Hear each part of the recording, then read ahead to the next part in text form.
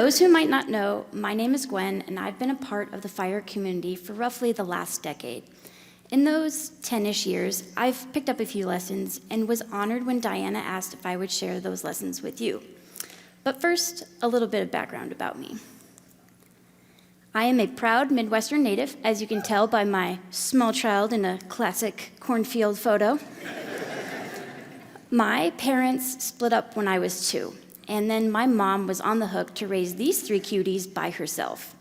We lived below the poverty line and on every sort of public assistance that you can imagine. But that all changed in kindergarten when my mom got married to my stepdad. And all of a sudden, we were living an upper middle class lifestyle. We went from worried about the basics to being able to participate in extracurriculars. My stepdad is a very financially savvy guy, so he taught me all the basics of personal finance growing up. The fundamentals were great, but his support ended after high school. And I personally had very little money. So I was trying to think, how can I managed to go to college without getting into a ton of debt? I joined the military.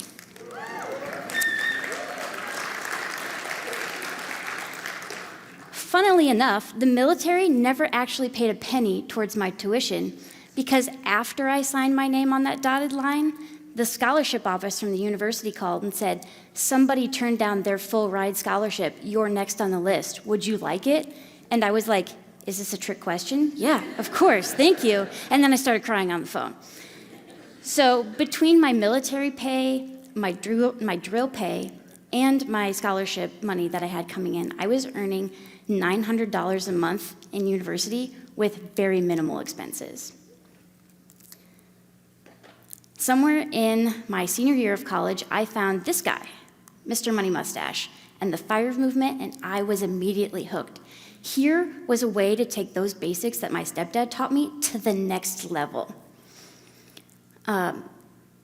Between my military pay and my scholarships and everything that I had coming in, I managed to graduate college not only debt-free, but with $10,000 in my pocket and a paid-off car. Hey, thank you.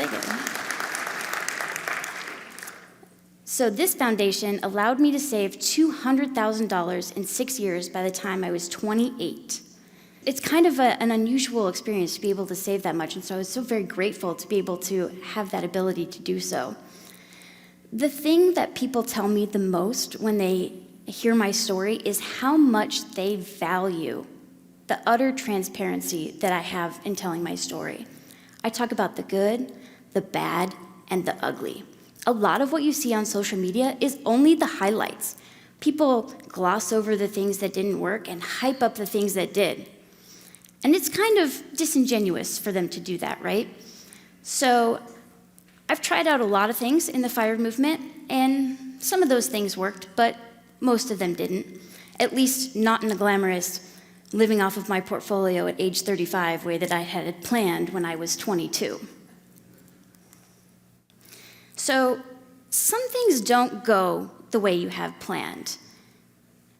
And some examples from the FIRE community at large include a wildfire burning down your house, a divorce, loss of a spouse, or unexpectedly taking care of an aging parent.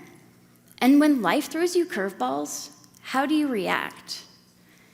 So I have some examples from my past that I think might be helpful for you. It really helps to be flexible and adaptable. And you're like, but wait, Gwen, isn't flexibility and adaptability the same thing? And I'm really glad you asked, because no, they are not. This is flexibility. And we're not talking about like physical flexibility, because anybody who's tried to see me do a backbend knows that I have a flexibility of a 2x4. Not that kind of flexibility.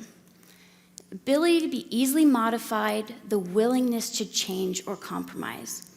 So when things don't go to plan, how are you going to react? Are you going to be able to change your plan to accommodate this new information that you've learned?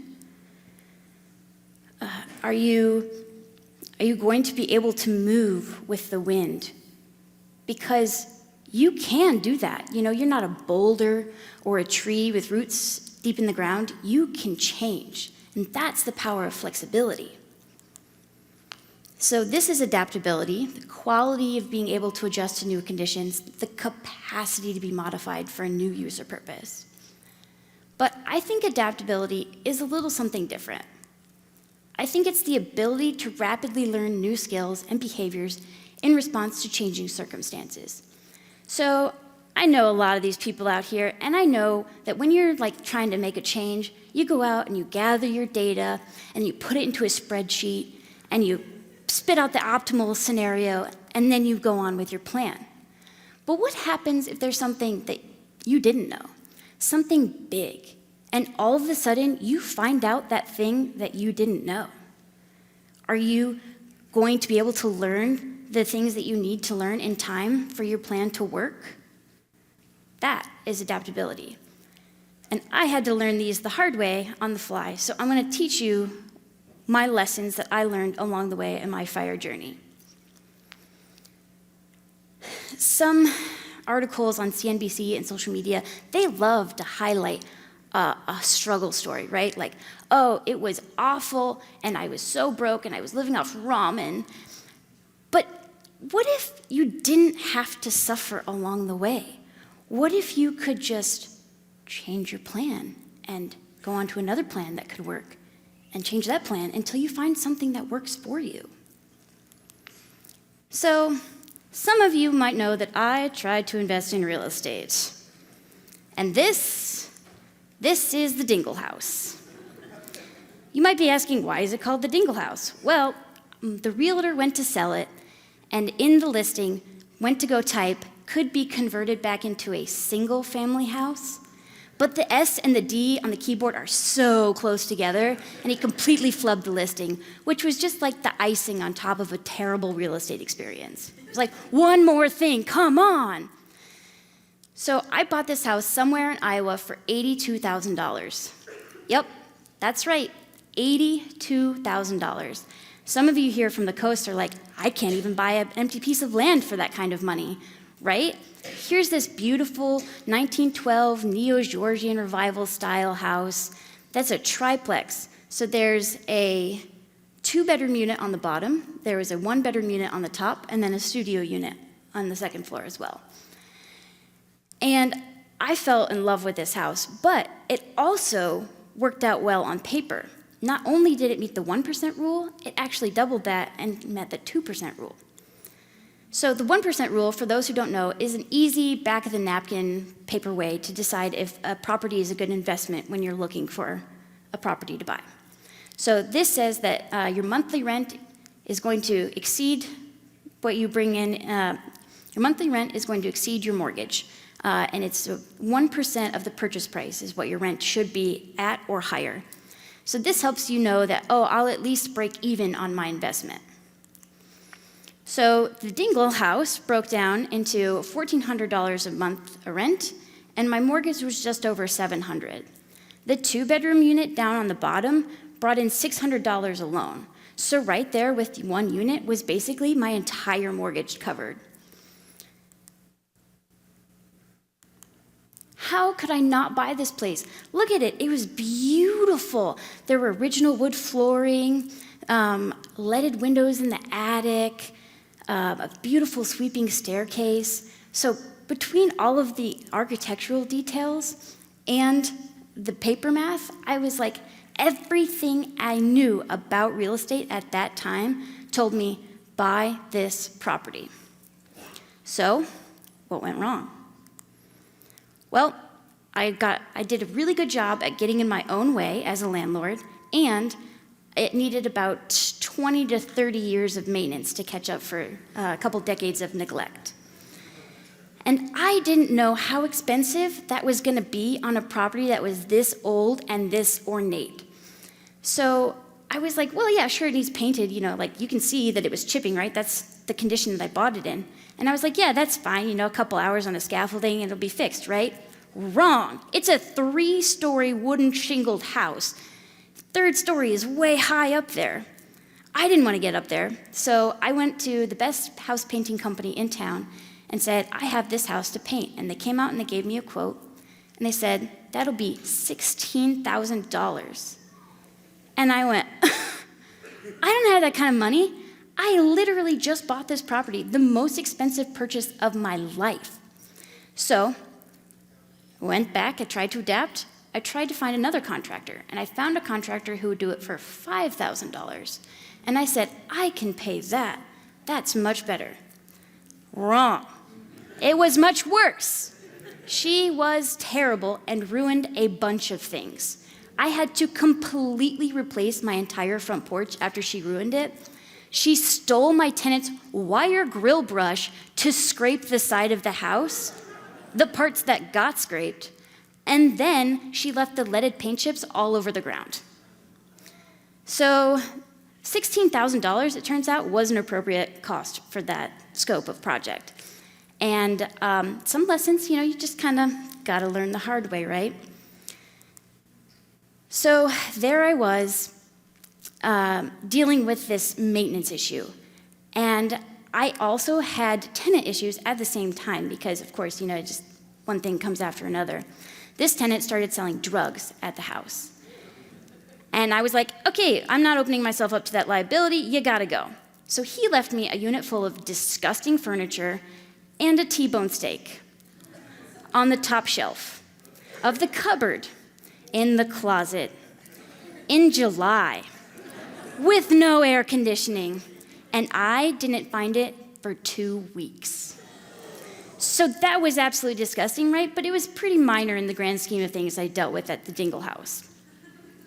So there I was almost ready for a new tenant, but I had to flip the unit, and I had never done this before. And I was very slow to adapt to my new reality. I had a demanding full-time job at that time, so the work got done slowly on nights and weekends. It also, cost more than I was anticipating, so that was a further drain on my resources. So I really struggled to adapt my personality to be a landlord because I'm a nice person. There might be some people out here who tell you that's not true, but they had it coming. I couldn't bring myself to background check tenants. Yeah, right?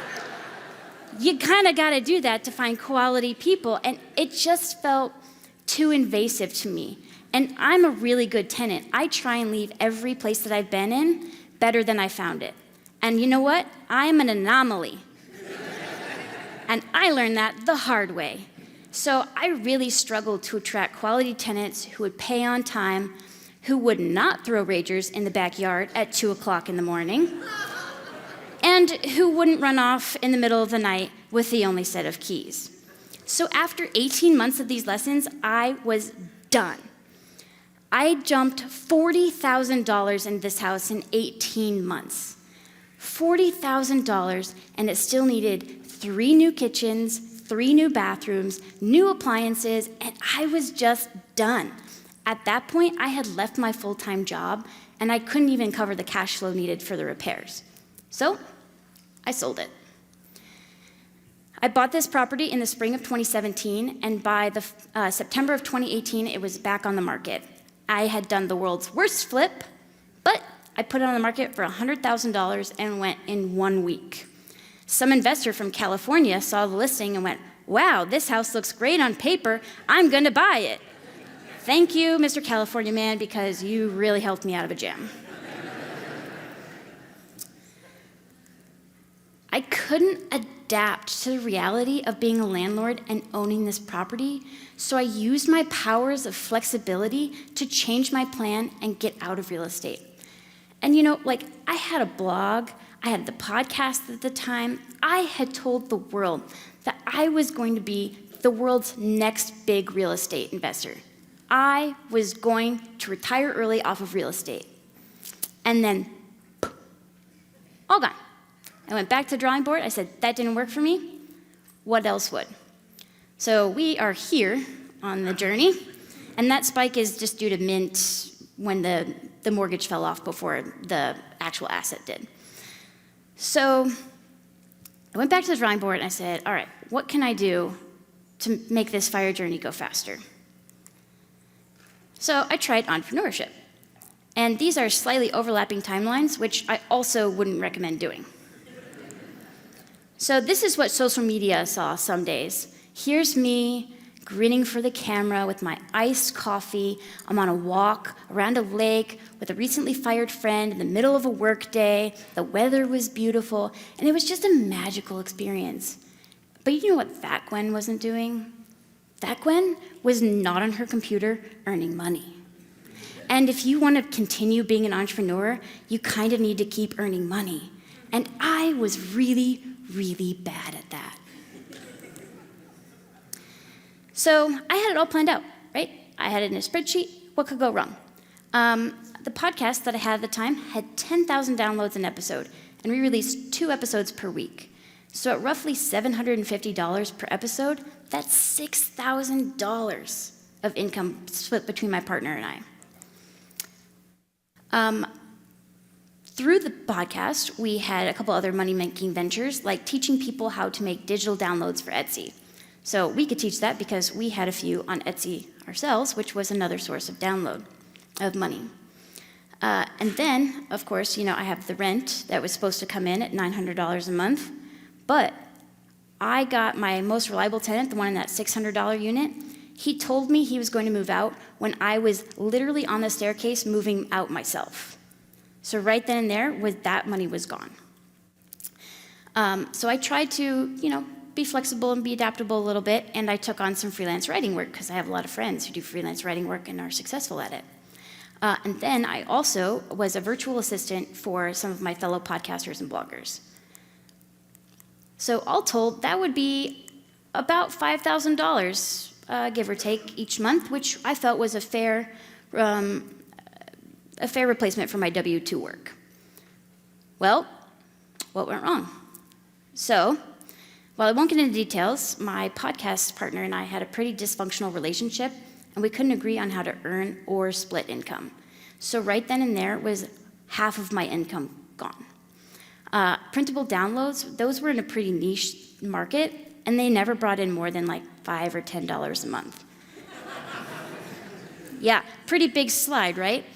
So then the rent didn't come in because my tenant moved out. I had to find another tenant from 6 hours away, and I had all these maintenance issues draining my wallet. So then I had the freelance writing, and then I tried to up the VA work a little bit. So all of that brought in $1,000 a month, and that wasn't enough, unlike when I was in college. So I had to think to myself, is all of this stress and hassle and working myself to the bone for pennies worth it? The answer was no. I rejoined the corporate world after 8 months away in December of 2019. Thank you. Yes, thank you. That was a very good thing. Yes, they paid me a lot of money for my skills, so that was my worst case scenario, right? I was going back to work to earn a lot of money, and because of my safety net, that I could take that risk, It was worth it for me to find out if the grass was greener on the other side. In my instance, the pasture was, kind of a muddy brown. All of my attempts to be flexible and adaptable didn't pan out, so I went back to something that I knew would work, right? Why rewrite the wheel? If I know that I'm a good employee, you can just go back to work. It's not a problem. And so my message to you is, that's okay, right? Go back to work. If you tell people, oh, I'm gonna go do this thing, and then it doesn't work out, you don't have to keep doing that thing just because you told the world that you were gonna do that. It's okay, you can change. And so we are at kind of a doldrum in the whole net worth journey right here.